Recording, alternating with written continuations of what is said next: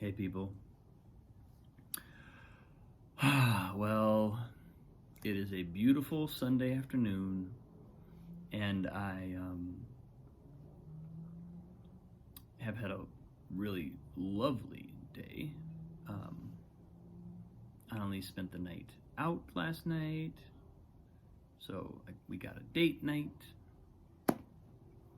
What could be better? And now it's Halloween. And this is Annalise's first Halloween really since she was born, because for a variety of reasons we've just never been. Last year was COVID. The year before that she was 1. I forget where we were, but we also Katie had a show, I think, or something. So this is our first Halloween with a Halloween capable child. So we're looking forward to that. That's going to be a really fun experience. And we have moved into a great neighborhood for Halloween just in time. So that's one of the kind of, I think what's showing up today is a sense of, I've had this impulse or this urge to really dive into my work lately. And I spoke about this a few days ago on my post, where it was like I'm noticing this tension between my family life and my creative life, and it's actually a beautifully self-reinforcing or symbiotic relationship between the two. And I'm just finding that that's one of the biggest, I guess, disciplines right now. Or it's not really a discipline as much as it's like carrying two things. This is one of the reasons why I've found Chogyam Trungpa's writing so powerful, because in his writing he speaks about daily life as though it's completely entwined with spiritual practice, and it's so clear that there's no attempt to escape from worldly life in the form of spiritual discipline that he's advocating, that he's teaching, and that he clearly was practicing when he was alive. So that's been just kind of on my mind, that feeling, because I feel that tug. I'll feel the tug of either spiritual practice or a lot of times that manifests in my creative work. I feel like when I'm at the piano, I'm meditating. I'm opening that space. When I'm doing the cabaret, I'm in that space. When I'm preparing for the cabaret, I'm in that space. At least on those rare occasions when I can actually make myself work and have fun, I'm in that space. My whole creative life feels like it kind of takes place in that space and invites me into that space. So I think what I'm recognizing is that tension between just getting day-to-day life done. Like yesterday I came home and I wanted to practice for a couple of hours. I had about 2 hours before I had to go pick Katie up from an appointment, and I really just wanted to sit down at the piano, but the kitchen was a disaster area. So it was like, well, maybe I should do that. Maybe I should clean up the kitchen. But once I embraced it, I realized, this is also something that I get from Trungpa's writing. Once I embraced it, it was like, oh, I am practicing piano right now. I am working on my creative life right now. I'm clearing the clutter in my consciousness. By cleaning up the kitchen, it's like personal hygiene or psychic personal hygiene. Same thing with my office. Today I had the impulse to clean out the refrigerator, which it really badly needed. But there's this sense in which I'm learning that those things are not separate. I didn't spend 1 hour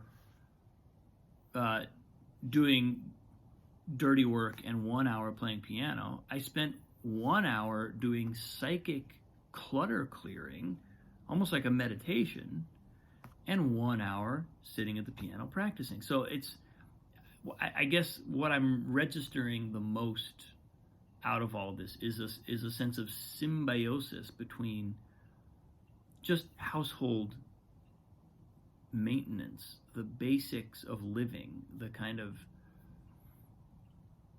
bare bones, just the stuff that you gotta do to keep your household moving, which, as we have having a child obviously adds a lot to that.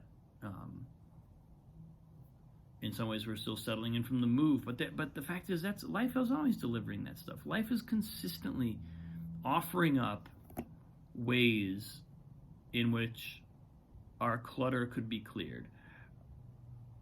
I've got some tax stuff I could be doing. There's no end to that level. There's no end to that psychic clearing, because all the factors of our life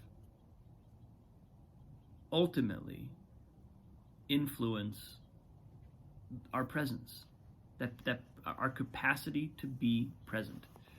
A little bit like what I was saying yesterday. If we can be present in the moment, if we can be present to our own aloneness, present to all of what is within us, then we will also be genuinely available for other human beings. That's really the only way. But of course, when we become present with ourselves, that's when this stuff shows up. That's when it's like, ooh, I didn't call my accountant back. Ooh, the kitchen looks like a bomb hit it. Ooh, the bedroom hasn't been vacuumed in months. Whatever the things are, that stuff is there, and when we're alone, we experience it. So this kind of like allowing the time and space to give to those just basic elements of life, those basic aspects of orderliness. It's something I'm appreciating more and more, because it's really easy to think the artist just lives in a chaotic,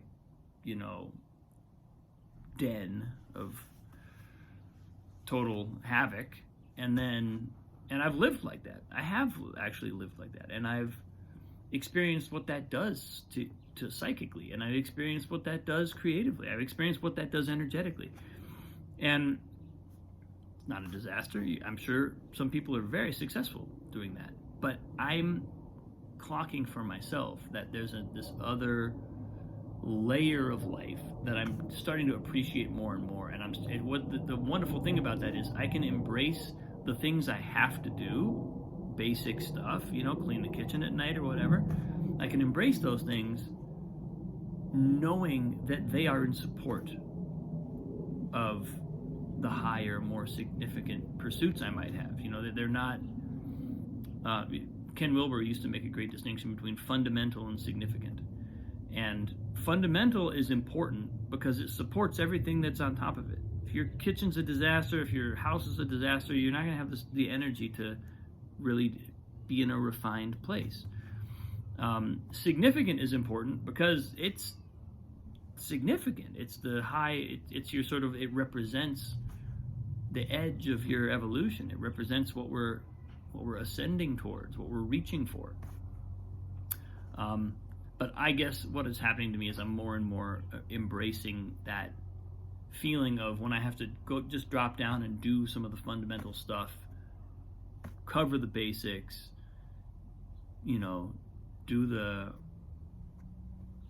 keep my house in order, so to speak, and literally embrace that as part of the creative process, not separate from the creative process, fully a supportive aspect of that work. And that means that it doesn't feel like I'm trying to hurry through it and get it done with and get it over with so I can do the real thing.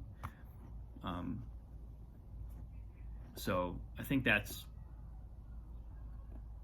just something that it feels healthy. It feels healthy for me to be able to breathe into this work and not feel the tension, because for a while it would feel like, oh, I'm ignoring something. I'm not getting the time I need for the real stuff. Well, what if it's all real stuff? What if it's all real stuff? What if that is vital to the integrity of the more significant things, the more significant pursuits in my life? I'm appreciating that and just recognizing that and being willing to go there, I guess. Being willing to accept that that's true. There's nothing, it has never been untrue, but maybe I'm starting to get wise to the fact that that's true, and be willing to accept that and accept it with elegance and accept it with grace, not accept it with less and less of me is trying to just get done with it. So that's where I am today, people. Feels like a Sunday afternoon insight, if there ever was one. But thanks for watching. So much love. I appreciate you all. Have a happy Halloween. Hope you all have fun. I love you. I'll see you soon.